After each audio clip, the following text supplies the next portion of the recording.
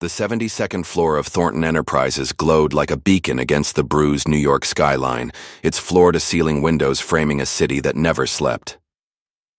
William Thornton sat alone in his office, the leather chair creaking faintly under his weight. At 67, he carried the look of a man who'd built an empire with his bare hands, sharp jawline softened by time, gray eyes hard as steel, and a mane of silver hair swept back with meticulous care. The desk before him, a slab of polished walnut, held a single cup of coffee, long gone cold. It was past 10, and the hum of the city below was a distant murmur, drowned by the silence of his solitude. He leaned back, fingers steepled, staring at the framed photograph on the wall, a younger Will shaking hands with the mayor, a ribbon cutting for the company's first tower. Success. Power. That's what it had all been for. Yet tonight, the weight of it felt heavier than usual, pressing against his chest like an uninvited guest. His phone buzzed, a sharp vibration cutting through the stillness, a text from his assistant. Rumors circulating. Press sniffing around about a dark secret in your past. Call me. Will's lips tightened into a thin line. The press. Vultures circling for scraps, always eager to tear down what he'd built. He dismissed the message with a flick of his thumb. Whatever it was, he'd handle it. He always did. Control was his currency. Control of markets, of men, of himself. There was no room for weakness in this world. He stood, smoothing the lapels of his tailored suit, and crossed to the window. The city sprawled beneath him, a glittering tapestry of ambition and chaos. His reflection stared back, a ghost in the glass, and for a moment, he saw something flicker in those gray eyes, something softer, something he'd buried long ago. He turned away, grabbing his coat. Fresh air might clear the unease gnawing at him. The elevator ride was a quiet descent from the heavens, the ding of each floor a countdown to reality. When the doors opened, the lobby of Thornton Enterprises greeted him with its usual opulence, marble floors, crystal chandeliers, the faint scent of polished wood. A security guard nodded as Will stepped out into the crisp March night, the wind tugging at his scarf. He decided to walk the 2 blocks to his car, a rare indulgence in a life dictated by chauffeurs and schedules. The streets were alive despite the hour, cabs honking, pedestrians weaving through the glow of neon signs. He passed a bodega, its lights flickering, and a young couple laughing over steaming cups of coffee. Their hands brushed, and Will's gaze lingered a heartbeat too long.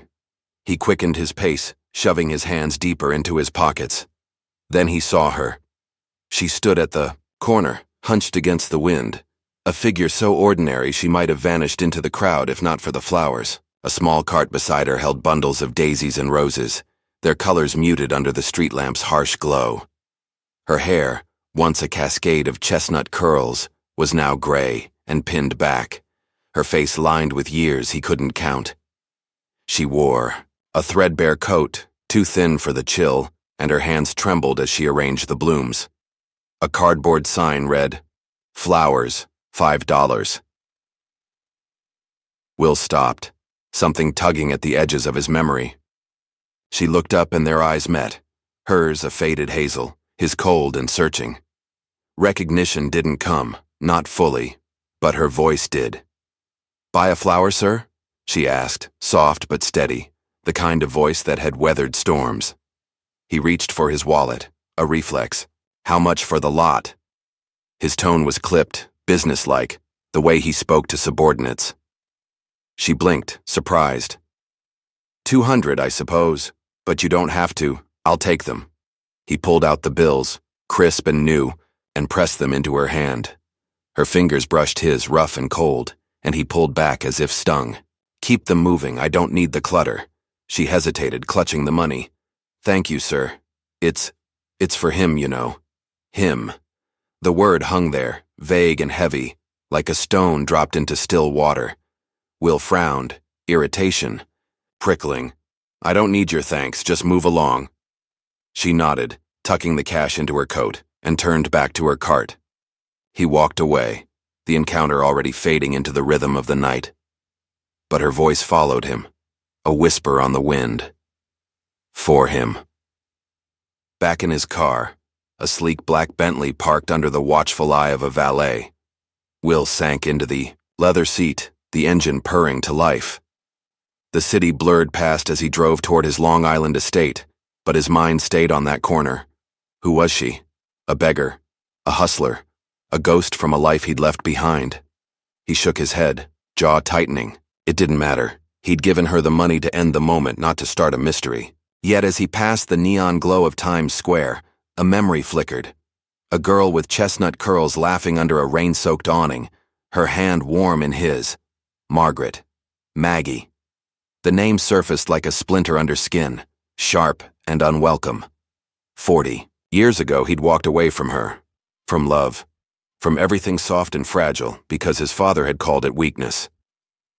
A Thornton doesn't bend, William, the old man had said, voice like gravel.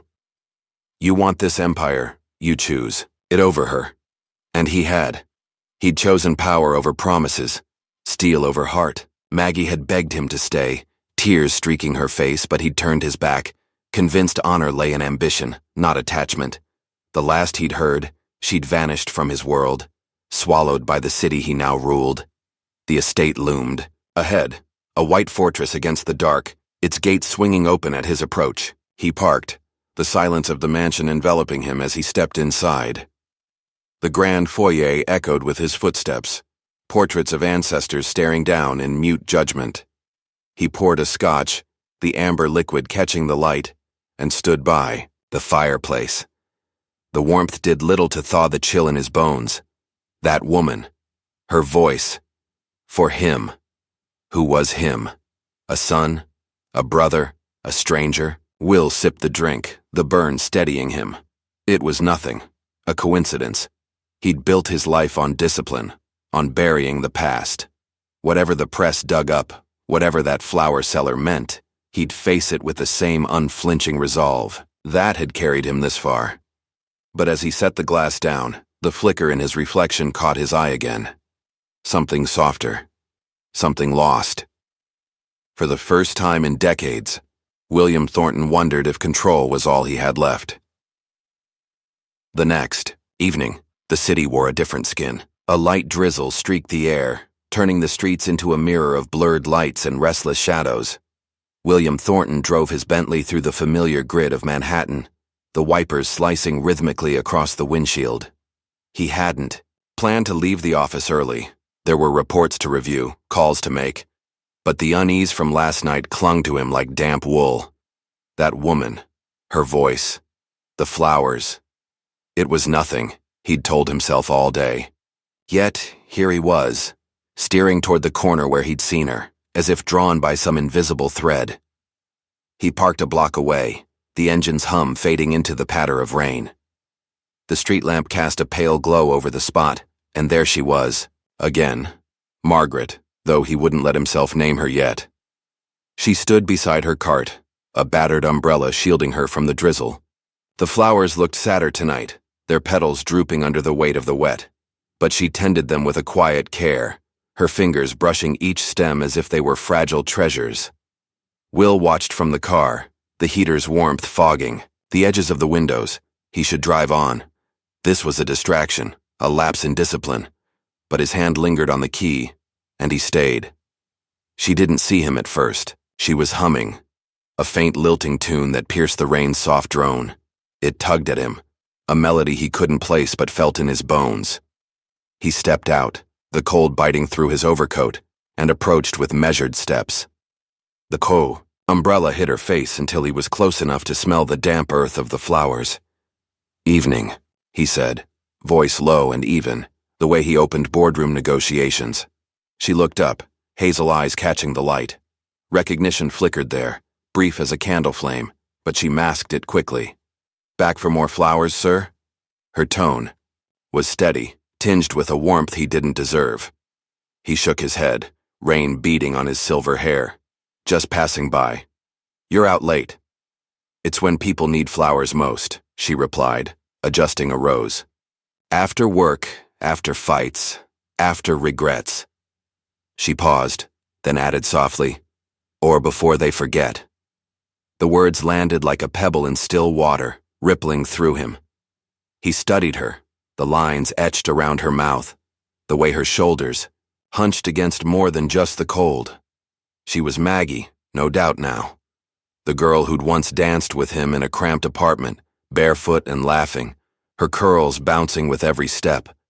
He'd loved her then, fiercely, until his father's voice had drowned it out. "She'll drag you down, William. A Thornton rises alone. You remind me of someone," he said, testing the waters, keeping his expression neutral. She smiled faintly, a curve of resilience rather than joy. "I get that a lot. Faces blur after a while, don't they?" "Not always." He glanced. At the cart, then back at her. "You said something last night. For him. Who's him?" Her hands stilled, the rose trembling between her fingers. For a moment she seemed to weigh her answer, her gaze drifting to the shadows beyond, the lamp. "Someone who mattered," she said at last. "Someone who waited for promises that never came."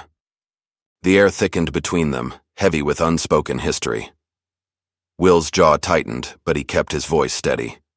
"Promises are for fools who think words change anything. Results matter."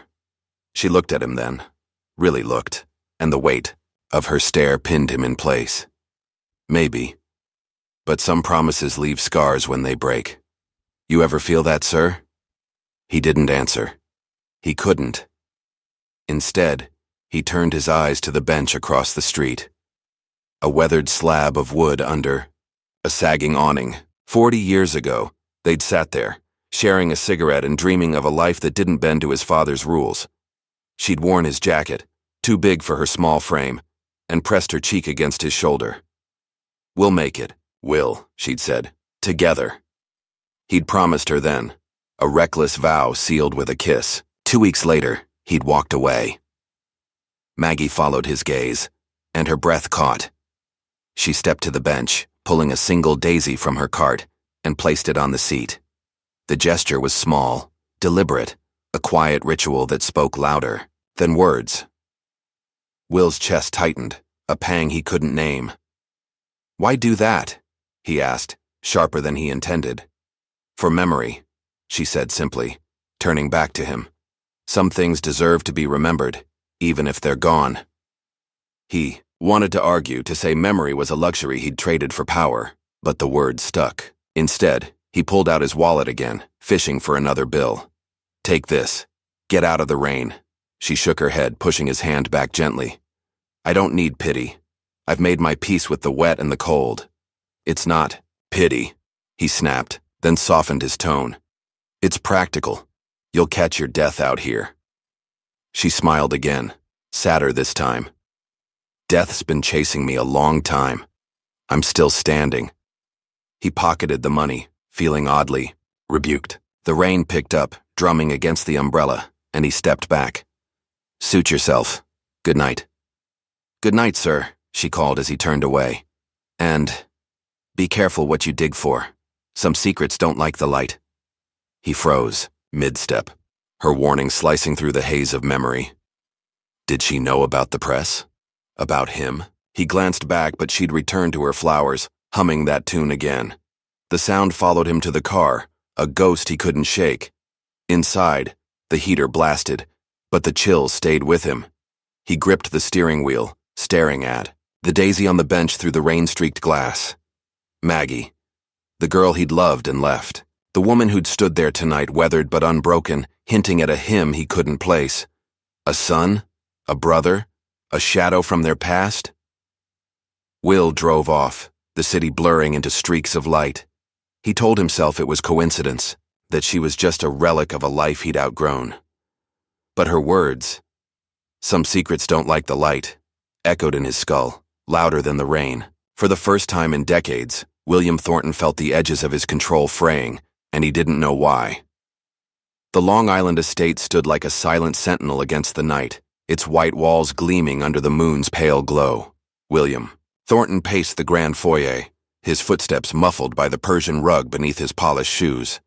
The air smelled of old wood and wax, a scent that usually steadied him, but tonight it felt stifling. He'd slept poorly, Maggie's words. Some secrets don't like the light, looping through his mind like a scratched record. Now, as dawn crept over the horizon, he stood by the fireplace, its embers long dead, clutching a tablet that buzzed with the morning's headlines. The screen glowed with Nathan Evans' latest piece. Thornton Enterprises, a legacy built on sand. The words cut deeper than Will expected, each sentence a calculated jab at his empire. Sources suggest William Thornton's rise was paved with ethical shortcuts, whispers of a past he's buried under wealth. It wasn't the accusations that stung. Those were vague, unsubstantiated. But the name, Nathan Evans, something about it gnawed at him, a splinter he couldn't pull free. He tossed the tablet onto the leather sofa and poured a scotch, though the clock read barely 6. The amber liquid trembled in the glass, catching the first rays of light through the tall windows. He didn't drink. Not yet. It was a ritual, a test of restraint. Control was his shield, and he wouldn't let a faceless reporter strip it away. But the press wasn't the only shadow lurking today. Tonight was the annual Thornton Gala, a glittering affair where Wall Street's elite would sip champagne and size him up. If this story gained traction, they'd smell blood. The drive back to Manhattan was a blur, the Bentley's engine a low growl beneath his thoughts. He arrived at Thornton Enterprises just as the city woke, its glass tower piercing the sky like a blade. His assistant, Clara, met him at the elevator, her tablet in hand and her voice clipped. "The board's antsy, sir. Langley's been calling. Says he wants a meeting before the gala." "Edward Langley?" Will's tone was ice. "Let him stew. I'll see him tonight." Clara nodded, but her eyes betrayed worry. The article's spreading, Twitter's lighting up. They're calling it Thornton's Reckoning. "Let them talk," he said, stepping into his office. Noise doesn't topple towers. The day passed in a haze of calls and damage control, but Will's mind kept drifting, to Maggie, to that daisy on the bench, to the him she'd mentioned. By evening he stood in his penthouse suite, adjusting his black tie in a mirror framed with gold. The man staring back was a fortress, stern, unyielding, every line on his face a testament to battles won. But tonight, he felt the cracks. The Thornton Gala unfolded at the Waldorf Astoria, a sea of crystal chandeliers and silk gowns. The ballroom buzzed with the elite, bankers, CEOs, politicians, all swirling around Will like moths to a flame. He moved through them with practiced ease, a nod here, a handshake there, his smile a mask of steel. The scotch in his hand was, untouched, a prop to steady his grip. Then, Edward Langley appeared, cutting through the crowd like a shark through water. At 70, he was a relic of old money, white hair slicked back, eyes glinting with malice. 30 years ago, Will had outmaneuvered him in a hostile takeover, a victory that had cemented Thornton Enterprises' dominance. Edward had never forgiven him. "William," Edward drawled, his voice dripping with mock warmth. "Quite the spotlight you're under tonight." Will met his gaze, unflinching. "Spotlights don't scare me, Edward. They just show what's already there." Edward smirked, swirling his champagne. "Oh, they're showing plenty. That boy, Evans, has a nose for dirt. Wonder what he'll dig up next." He leaned closer, voice dropping. "Your honor's a hollow shell, Will. Always has been." The words hit like a fist, but Will's face remained a wall. He could feel the eyes of the room shifting toward them, the whispers rising like steam. "I don't fear words," he said, low and steady. "Only what I can't control." Edward chuckled, stepping back. "We'll see. Enjoy the party, old friend. It might be your last." Will watched him melt into the crowd, the scotch glass cold against his palm. He wanted to crush it, to let the shards bite into his skin, but he didn't. Control. That was his strength, his dignity. He set the glass down untouched and turned to the balcony, needing air. The night was sharp, the city sprawling below in a web of lights. He leaned against the railing, the wind tugging at his tie, and let his mind drift. Edward's taunt wasn't new. Rivals had slung mud before, but this felt different. Personal. Nathan Evans. The name echoed again, tugging at something buried deep. Maggie's face flashed in his mind. Those hazel eyes, that quiet resilience. Could she be tied to this? Was him the key? A waiter interrupted, offering a tray of canapes. Will waved him off, then paused. You see a flower seller out there tonight? Older woman, gray hair. The waiter nodded. Yeah, she's usually by the corner. Sells daisies, roses. Tough old bird. Out in all weather. Will's throat tightened. She say anything to you? Just thanks me when I buy a flower for my girl. Said once it's for her son, keeps her going. Her son. The words sank into him, heavy and cold. He thanked the waiter, his mind racing. Maggie had a son, a boy who'd grown up without a father, a boy who might hate the man who'd left her behind. Nathan Evans.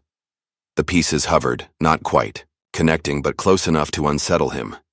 Back inside, the gala's noise washed over him. Laughter, clinking glasses, the hum of power. He spotted Edward across the room, smirking with a cluster of investors. The article, the taunts, the whispers, they were a storm, gathering strength.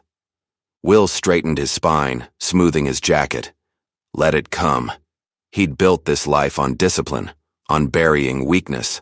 Whatever Nathan Evans, or Maggie, had in store, he'd face it standing tall. But as he rejoined the crowd, a memory surfaced unbidden. Maggie's hand in his, warm and trusting, under that rain-soaked awning. We'll make it, Will. He'd promised her then, and broken it. Now, 40 years later, the past was clawing its way back, and for the first time, William Thornton wondered if control alone could hold it at bay. The morning after the gala, New York woke to a gray drizzle, the kind that seeped into bones and blurred edges. William Thornton sat in his office, the 72nd floor a fortress of glass and steel, but today it felt more like a cage. The headlines had multiplied overnight. Nathan Evans' article now splashed across every financial blog, each word a chisel chipping at the foundation of Thornton Enterprises. A titan with feet of clay, one called him. Will's jaw tightened as he scrolled, but his hand stayed steady. He'd weathered storms before. This was just louder thunder. Clara buzzed through the intercom, her voice clipped. Sir, the board's requesting an emergency meeting. Langley's pushing hard. Says your silence is tanking stock. Tell them I'll address it tomorrow, Will replied, his tone flat. I've got something to handle first. He didn't explain. Clara didn't ask. She knew better after 20 years. Will grabbed his coat, the wool heavy against his shoulders, and headed out. The press could wait. Edward could wait. There was a name he needed to face, Nathan Evans, and a hunch he couldn't shake. The address wasn't hard to find. A quick call to a private investigator he kept on retainer pulled up the basics. Nathan Evans, 38, investigative journalist, offices at the Ledger, a scrappy paper in Midtown. Will drove himself, the Bentley cutting through traffic with a quiet menace. He parked a block away, the rain tapping a steady rhythm on the roof, and watched the building, a squat brick relic dwarfed by gleaming towers.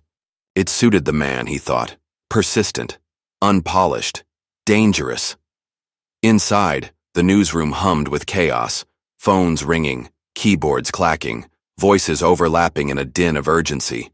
Will navigated it with the ease of a man used to commanding rooms, his presence parting the crowd like a blade.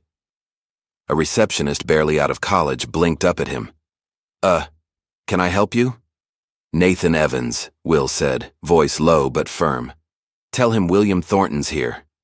Her eyes widened, but she nodded, scurrying off. Moments later, Nathan emerged from a glass-walled office, his frame lean and wiry, dark hair tousled as if he'd run his hands through it too many times. He wore a wrinkled button-down, sleeves rolled to the elbows, and his hazel eyes, Maggie's eyes, locked onto Will with a mix of curiosity and steel. Mr. Thornton, Nathan said, crossing his arms. Didn't expect the king to visit the peasant's lair. Will didn't flinch. I don't play games, Evans. You've got my attention. Let's talk.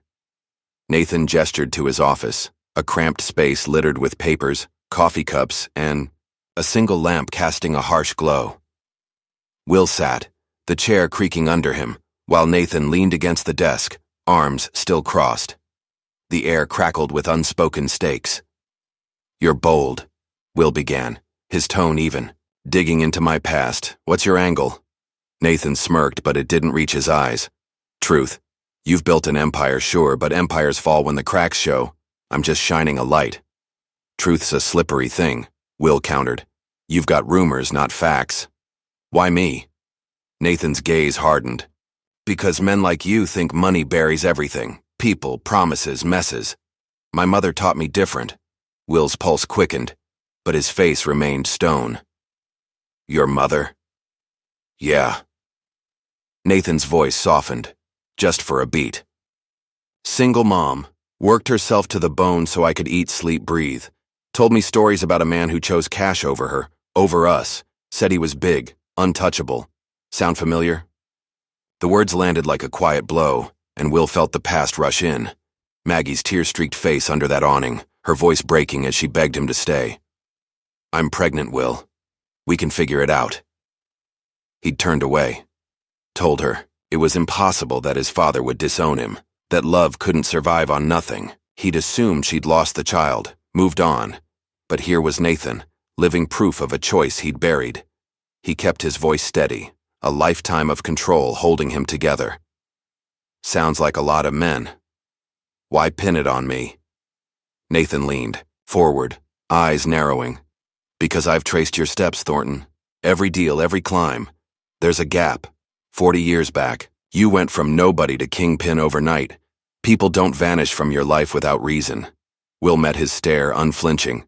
People vanish when they're not part of the plan. That's how you build something lasting. Lasting? Nathan scoffed. My mother lasted. Through poverty. Through nights with no heat. Through raising me alone. You? You just stacked coins on her grave.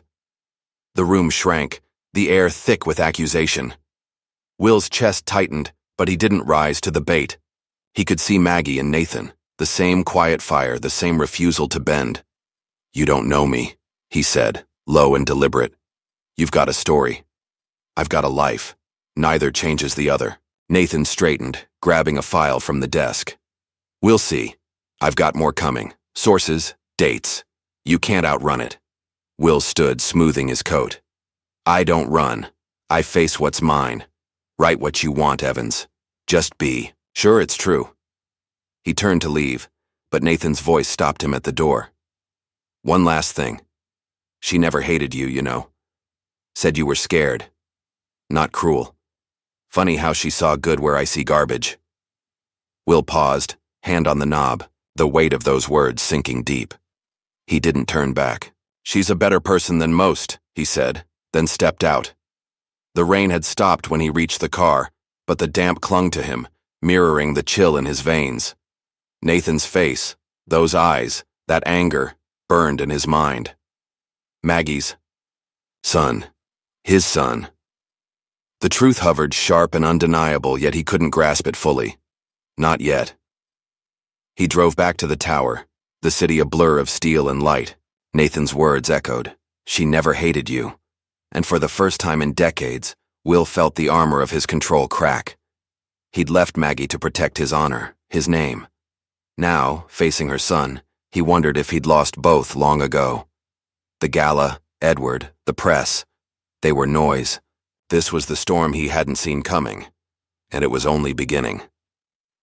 The Hudson River shimmered under a crescent moon, its surface a fractured mirror of the city's lights. William Thornton stood on the bank, hands buried in the pockets of his overcoat, the wind tugging at his silver hair. He'd driven here after leaving Nathan's office, drawn by a pull he couldn't name, a need to breathe, to think, to escape the suffocating weight of the day. The air smelled of wet earth and diesel, a rawness that cut through the polished veneer of his life. He hadn't planned to meet her here, but when his phone buzzed with an unknown number and a simple text, Riverside Park, 9 p.m., please. He knew it was Maggie. She emerged from the shadows, a silhouette against the water, her gray hair catching the moonlight. She wore that same threadbare coat, a scarf knotted loosely at her neck, and carried a small paper bag. Flowers, he guessed, though they were hidden now. Her steps were slow, deliberate, as if each one cost her something. Will watched her approach, his pulse steady but loud in his ears. He'd faced down boardrooms and billionaires, yet this woman, small, unassuming, unraveled him in ways he couldn't control. William, she said, her voice soft but clear, cutting through the river's hum. No sir this time. She knew him, and the pretense was gone. Maggie, he replied, the name slipping out like a confession. He hadn't said it aloud in 40 years, and it tasted bitter, heavy with dust. She stopped a few feet away, her hazel eyes searching. His face. Up close, the lines of her life were stark, creases of laughter and pain etched by years he hadn't witnessed. I didn't think you'd come. I almost didn't. He kept his tone even, his hands still in his pockets. But you've got my attention. Say what you need to. She nodded, clutching the bag tighter. I saw the papers, Nathan's article. I didn't want this, him coming after you. But he's stubborn, like his father. The word landed like a stone in his gut. Father. Will's breath caught, but he held his ground, face a mask of calm. His father? Maggie's lips pressed into a thin line, and she looked out at the river, the water rippling with secrets of its own. You, Will. Nathan's your son. The world tilted, just for a moment, and Will felt the ground shift beneath his polished shoes. He'd suspected. Nathan's eyes, Maggie's hints, but hearing it, raw and unfiltered, was a blade to the chest. His mind raced back to that night under the awning, her voice trembling. I'm pregnant, Will. He'd dismissed it, convinced himself she'd lost the child, or lied to keep him. He'd walked away, choosing his father's empire, over her tears. Now the truth stood before him, fragile and fierce. Why didn't you tell me? His voice stayed low, controlled, but a crack ran through it. Anger, regret, something he couldn't name. I did, she said, turning back to him, eyes blazing with quiet fire. That night, I begged you to stay. You said it was impossible, that your family wouldn't allow it. I wrote you after, letters, calls. You never answered. I stopped trying when Nathan was born. Will's throat tightened, memories flickering, unopened envelopes in his dorm, calls he'd let ring out. He'd been 27, ambitious, terrified of failing his father's legacy. I thought you'd moved on, he said, the excuse, hollow even to him. I had to, she replied, her voice steady but laced with pain. I worked 2 jobs, waitressing, sewing, while he slept in a drawer because I couldn't afford a crib. You built towers. I built a life. He flinched, but didn't look away. And now? Why tell me now? Because Nathan's digging, and he'll find out. He's angry at a father he never knew, at a world that let you climb while we scraped by. I don't want him hurt, Will, or you. The weight of her words settled over him, heavy as the river's current. Nathan, his son, was out there, tearing at Will's life not out of greed, but justice. And Maggie, who'd borne the cost of his choice, stood here not to accuse but to protect. Will's hands clenched in his pockets, nails digging into his palms. He wanted to shout, to demand why she'd kept this silent so long, but he didn't. Control was his anchor even now. I didn't know, he said finally, each word measured. If I had, you'd have stayed? She cut in, sharp but not bitter. Don't lie to me, Will. You chose your path. I'm not here to drag you back. I just want you to see him, really see him, before it's too late. She reached into the bag, pulling out a single daisy, its petals damp and curling. This is for you, she said, holding it out. From him, through me. He doesn't know it yet, but it's yours. Will stared at the flower, small and fragile in her trembling hand. He didn't take it, not yet. What do you want from me, Maggie? Nothing, she said, her voice softening. I've never wanted anything but for him to be safe. You decide what that means now. She set the daisy on the bench beside them, a quiet offering, and stepped back. The wind carried her scent, earth and faded roses, and Will felt 40 years collapse into this moment. He'd built an empire on discipline, on burying weakness, but here was his weakness, alive and breathing in a son he'd never claimed. I need time, he said, the admission costing him more than he'd expected. You've had 40 years, she replied, not unkindly. Don't take 40 more. She turned then, walking back toward the shadows, leaving the daisy behind. Will stood alone, the river's murmur filling the silence. He looked at the flower, its white petals stark against the weathered wood. His son, Nathan. The boy who'd grown up in the margins of his life, fueled by a mother's resilience and a father's absence. He didn't pick it up. Not yet. But as he walked back to the Bentley, the rain starting again, Will felt the armor of his dignity crack wider. He'd faced Maggie with control intact, but inside the storm raged. Regret, shame, a flicker of something like pride. Nathan was his, and that truth would demand more than silence. For the first time, William Thornton wondered if honor wasn't in the empire he'd built, but in the family he'd left behind. The Waldorf Astoria's grand ballroom shimmered under, a constellation of chandeliers, their light fracturing across crystal flutes and polished silver. William Thornton stood at the edge of the annual financial summit, a sea of tuxedos and gowns swirling around him. It was 2 nights after Maggie's, revelation by the river, and the weight of it still pressed against his ribs. Nathan, his son, a truth he couldn't unsee. Tonight, though, the stakes were higher. The press had caught wind of something bigger, and Edward Langley's smirk across the room told Will this wasn't just noise anymore. It was war. He held a glass of scotch, the amber liquid untouched, a prop to steady his hand. The crowd buzzed with anticipation. Bankers, investors, journalists, all here for the keynote address he was set to deliver. His phone had vibrated all day with alerts. Thornton scandal brewing. Ethics pro-blooms. Nathan's latest article hadn't dropped yet, but the rumors were a wildfire, fueled by Edward's whispers. Will's jaw tightened, but his face remained a fortress. Calm, unyielding, the mask of a man who'd faced worse. Edward approached, cutting through the throng with the grace of a predator. His white hair gleamed under the lights, his smile a blade thinly veiled. "William," he said, voice smooth as venom. "You're the talk of the town tonight. Quite the spotlight for a man who loves his shadows." Will met his gaze, steady as steel. "Spotlights don't scare me, Edward. They just show what I've built." "Oh, they'll show more than that," Edward replied, sipping his champagne. "Your boy Evans has a bombshell coming. I made sure of it. Fed him just enough to light the fuse." Will's pulse spiked, but he didn't flinch. "You're playing with fire you can't control." Edward leaned closer, his breath sour with triumph. "I don't need to control it. I just need to watch it burn you down. Your honor's a sham, Will, a hollow shell I've waited 30 years to crack." The words stung, sharp and personal, but Will's grip on the glass stayed firm. He could feel the room tilting toward them, eyes darting, whispers rising like smoke. Control. That was his strength, his dignity. He wouldn't give Edward the satisfaction of a crack.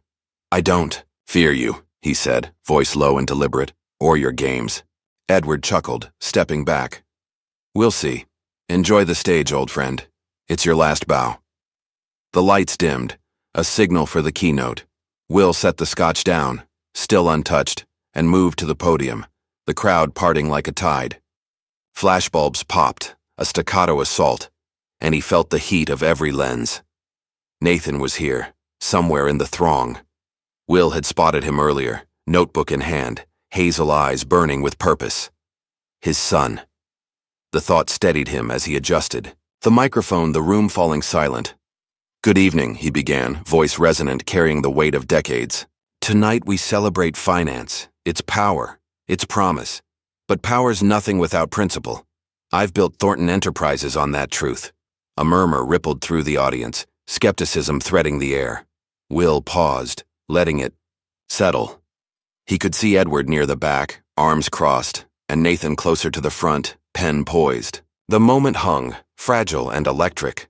"I've heard the rumors," he continued, his tone unwavering. "Questions about my past, my choices. I won't dodge them. 40 years ago, I walked away from someone I loved, someone who deserved better. I chose ambition over her, over a life we might have had. I thought it was strength. I was wrong." The room stilled, breaths held. Will's hands rested on the podium, steady as stone. "That choice cost me more than I knew. A son I never raised, a family I never claimed. I've lived with that regret, but I won't hide from it. Not tonight." Gasps punctured the silence, cameras flashing like gunfire. Nathan's pen froze, his face a mask of shock. Edward's smirk faltered, replaced by a scowl. Will pressed, on, voice rising with quiet force. You can judge me, my company, my name. But know this. I've built something lasting, not perfect. If it falls, it won't be because I ran from the truth. He stepped back, the applause tentative at first, then swelling. Will didn't bask in it. He walked off the stage, the crowd, parting, and headed for the balcony. The air outside was sharp, the city a sprawl of light below. He leaned against the railing, the river glinting in the distance, a echo of Maggie's stand 2 nights ago. Footsteps sounded behind him. Nathan. Will turned, meeting those hazel eyes, his eyes, Maggie's eyes, now blazing with something between fury and awe. You think that fixes it? Nathan's voice was rough, raw. A speech? You don't get to play hero after 40 years. I'm not fixing anything, Will said, calm but firm. I'm owning it. You deserve that much. Nathan stepped closer, fists clenched. I deserved a father. She deserved a life. You don't get to wipe that clean with words. Will didn't retreat. I can't, but I can face it. What you do next, that's yours. Nathan's breath hitched, his anger warring with something softer. She never told me. Not until last night. Said you'd come around someday. I didn't believe her. She's smarter than both of us, Will replied, a faint crack in his voice. Always was. Nathan stared, then turned away, shoulders tight. This isn't over. That article's still coming. I know, Will said. Write it. I'll stand by what I said. Nathan hesitated, then walked off, disappearing into the ballroom's glow. Will stayed, the wind biting his face. He'd faced Edward's taunts, the press's glare, Nathan's rage, all without breaking. But inside the storm churned, pride in a son he didn't know, shame for a life he'd left behind. Edward emerged next, his face a thundercloud. You think that saves you? I've got documents, proof you paid her off, buried her. It's over, Will. Will met his eyes, unflinching. Show them. I've got nothing left to hide. Edward faltered, then stormed off, his threat hollowed by Will's calm. Alone again, Will looked out at the city. His city, built on choices he couldn't undo. He'd stood tall tonight, not for applause, but for Nathan, for Maggie, for the honor he'd lost and found again. The media's glare burned, but under it, he felt something new. Not victory, but dignity reclaimed. The office on the 72nd floor of Thornton Enterprises was a tomb of shadows, the city's lights bleeding. Through the glass walls like distant stars, William Thornton sat at his desk, the walnut surface bare save for a single lamp, its glow pooling over a stack of papers and a pen. It was past midnight, the financial summit's echoes still ringing in his ears. Nathan's fury, Edward's, threats, the crowd's stunned applause. He'd stood under the media's glare and owned his past, but the weight of it hadn't lifted. It had settled deeper, a quiet call to act. He leaned back, the leather chair creaking under him, and stared at the ceiling. Nathan's face, those hazel eyes blazing with hurt, haunted him. Maggie's voice by the river echoed too. I just want him to be safe. Will had built an empire on control, on burying weakness. But tonight, he saw the cracks. Honor wasn't in the towers or the headlines. It was in the son he'd never known, the woman he'd left behind. He couldn't undo 40 years, but he could do this. The papers before him were a draft, his resignation as chairman of Thornton Enterprises, a transfer of assets to a trust. He'd spent hours with his lawyer earlier, crafting it in secret. The bulk of his wealth, billions in stocks, properties, cash, would fund a foundation for underprivileged youth, with a focus on education and journalism. Nathan's passions, though Will wouldn't name him as the reason. The board would howl, Edward would gloat, but Will didn't care. This wasn't for them. He picked up the pen, its weight familiar, and signed the documents with a steady hand. Each stroke was deliberate, a quiet severing of the life he'd built. He set the pen down, the finality sinking in. No press conference, no grand gesture, just a letter to Clara with instructions to file it at dawn. He'd walk away, not for redemption, but for Nathan's future, For Maggie's peace. The phone buzzed, shattering the silence. Clara's name flashed on the screen.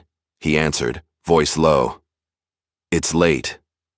Sir, I just got a tip, she said, urgency cutting through her usual calm. Langley's leaking something to the press. Claims you paid off a woman years ago to keep her quiet. He's got forged receipts, dates. It's hitting tomorrow. Will's jaw tightened, but his pulse stayed even. Let it hit. I've signed the papers. It's done. A pause. You're sure? We can fight this. Spin it. Bury it. No, he said, firm but soft. No more burying. Let them have their story. Clara sighed, a rare crack in her professionalism. You're a stubborn man, Mr. Thornton. Always have been, he replied, a faint smile tugging at his lips. Good night, Clara. He hung up, the silence returning. Edward's move was predictable, vengeance dressed as justice. The receipts were lies, but the truth beneath them was real. Will had left Maggie, pregnant, and alone. He'd face the fallout, not to clear his name, but to shield Nathan from the crossfire. If the press focused on him, they might leave his son alone. He stood, crossing to the window. The city sprawled below, a kingdom he'd ruled for decades. He'd miss it, the power, the pulse, but not the weight. The Scotch decanter sat on a side table, amber glinting in the lamplight. He poured a glass, held it, then set it down untouched. Control, still his anchor. The next morning, he drove to Maggie's corner. The rain had cleared, leaving the air crisp and clean. She was there, arranging daisies under the street lamp, her hands steady despite the years. Will parked, stepping out with a small envelope in hand. No flowers, no theatrics, just him. She looked up as he approached, surprise flickering in her hazel eyes. William, she said, softer than by the river. Twice in a week. What's this? He stopped a few feet away, the envelope heavy in his pocket.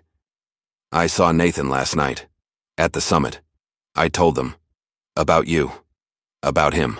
Her breath caught, hands stilling on the flowers. You didn't have to. I did, he said, voice low but firm. Not for me. For him. He's yours, Maggie. Yours and mine. I've got no right to claim him, but I've got a duty to face it. She studied him, the lines of her face softening. He's angry, you know. Always has been. But he's good. Better than us. I see that, Will replied, a crack of pride in his tone. I'm sorry, Maggie, for leaving. For not knowing. She shook her head, a faint smile breaking through. I stopped needing apologies years ago. I just needed him to live. He has. Will nodded, the words sinking deep. He pulled the envelope out. Details of the foundation, a note about the trust, but didn't hand it over. I'm stepping down, he said instead, giving it up. The company, most of the money. It's going to kids like him, for schools, for writing. He won't know it's me. Her eyes widened, but she didn't speak. He pressed on. Edwards, coming with lies, says I paid you off. It's not true, but it'll stick. I'll take the hit. Keeps Nathan out of it. Maggie's gaze softened, a flicker of something like gratitude. You don't have to do this, Will. I do, he said, echoing her earlier words. It's not pity. It's what's right. She stepped closer, placing a daisy in his hand, small, damp, alive. Then take this. For you. From him. Through me. Like I said, he took it this time, the petals cool against his palm. Thank you, he said, the words rough with meaning. She smiled, full and warm, the first he'd seen in 40 years. He'd be proud, you know, if he knew. Will's throat tightened, but he nodded. Maybe someday. He turned back to the car, the daisy in his hand, leaving the envelope on her cart. She didn't call after him, and he didn't look back. The drive home was quiet, the city waking.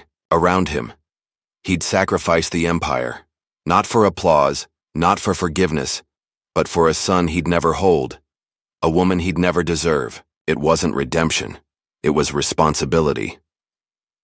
Back in the estate, he placed the daisy on the mantel, its white petals stark against the dark wood. Edward's lies would break tomorrow, but Will felt no fear. He'd stood tall, not for the world, but for them. For the first time in decades, William Thornton slept without the weight of control, just the faint, fragile hope of honor reclaimed. The December chill settled over New York like a soft shroud, frosting the edges of Riverside Park with a delicate shimmer. William Thornton sat on a bench by the Hudson, the same one where Maggie had left the Daisy months ago. His breath puffed in small clouds, the cold biting through his wool coat, but he didn't mind. It was Christmas Eve, and the city hummed with a quiet joy. Distant carols, the glow of lights across the water.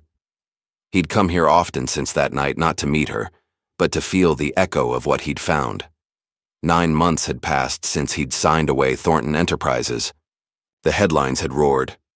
Thornton quits amid scandal. Billionaires fall from grace. Edward Langley's forged receipts painting Will as a man who'd silenced a past with cash. The truth didn't matter. The story stuck. Stocks had dipped. The board had raged, but Will hadn't fought it. He'd let the empire crumble, his silence a shield for Nathan and Maggie. The trust he'd created hummed along, funding schools and newsrooms, its origins buried in paperwork only Clara understood. He'd kept his promise. No fanfare, no claim. He leaned back, hands resting on the weathered wood, the daisy from Maggie long pressed in a book at home. The estate felt emptier now, its grand halls a museum of a life he'd outgrown. He'd sold most of it, art, cars, the trappings of power, living simply in a brownstone a few blocks from here. The Scotch decanter sat untouched in a cupboard. He hadn't needed its burn since that night. Control had shifted, not lost, into something quieter, truer. Footsteps crunched on the path and Will looked up. Maggie emerged from the dusk, her gray hair tucked under a knit cap, a basket of flowers in her arms. She stopped, surprise flickering in her hazel eyes, then softened into a smile. "William," she said, her voice warm against the cold. "Didn't expect you here tonight." "Neither did I," he replied, standing with a faint creak of joints. "Habit, I guess." She nodded, setting the basket down. Good habits are hard to come by. She pulled out a small daisy, twirling it between her fingers. "For you, if you'll take it." He did, the petals cool and familiar in his palm. "Always," he said, the word rough with gratitude. They sat together, the bench creaking under, their weight, the river a steady murmur beside them. Silence stretched, comfortable, heavy with years unspoken. Will broke it first. "How's Nathan?" Maggie's smile widened, pride lighting her face. "Good. Better.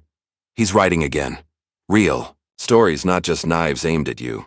Took a job with a nonprofit paper, chasing truth his way." Will's chest warmed, a flicker of pride he didn't claim. "He's got your fire. And your stubbornness," she added, a teasing lilt in her voice. "He knows, Will. About the trust. Figured it out last month, pieced it together from the grants hitting his beat." Will's breath caught, but he kept his face steady. "I didn't want him to." "I know," she said, resting a hand on his arm. "That's why he respects it. Didn't come yelling, just watched. Said it's the first time he saw you clear." He nodded, the words sinking deep. Nathan knew, his son knew, and hadn't stormed in with accusations. It was enough. More than enough. Across the park, lights flickered. A small gathering near the water. Will squinted, catching the glow of a Christmas tree, its branches strung with bulbs and tinsel. Figures moved around it, kids laughing, adults handing out cups of cocoa. Nathan's silhouette stood out, tall and wiry, passing ornaments to a cluster of children. Maggie followed his gaze, her smile softening. "He's there every year," she said. "Brings the kids from the shelter, gives them a night to feel big. Started it after his first big story, said it's what matters." Will watched, the scene etching itself into him.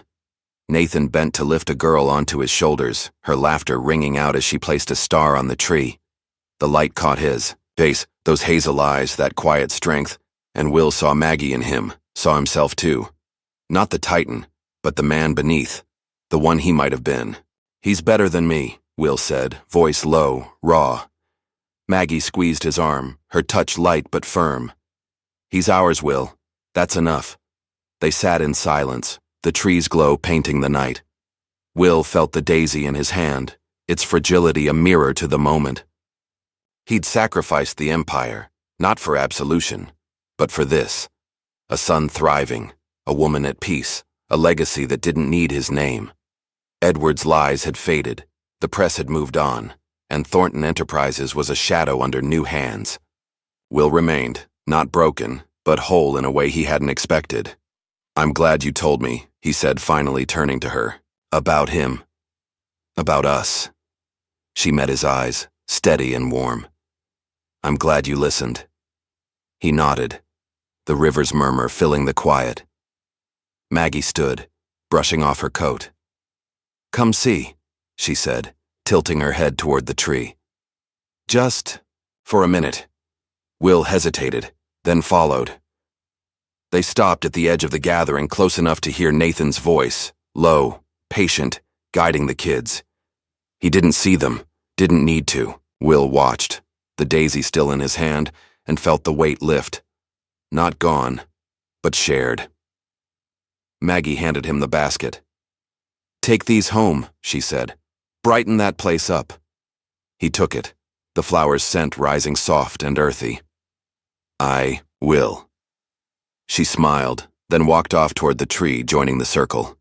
Will stayed back, the cold wrapping around him, but inside he was warm. He turned away, heading to the brownstone, the basket a quiet companion. Inside, he placed the daisies on the mantel beside the pressed one, their white petals stark against the dark wood. He stood there, the city's hum a distant song, and thought of Nathan's tree, Maggie's strength, the life he'd missed but helped shape. He'd lost the empire but found honor, not in power but in them. The light in his chest didn't fade, and for the first time in 40 years, William Thornton felt it was enough. If this journey of honor, sacrifice, and quiet strength moved, you don't forget to hit that like button. It means the world to me. And if you want more stories that tug at the heart and lift the spirit, subscribe now. Let's keep exploring what makes us human together.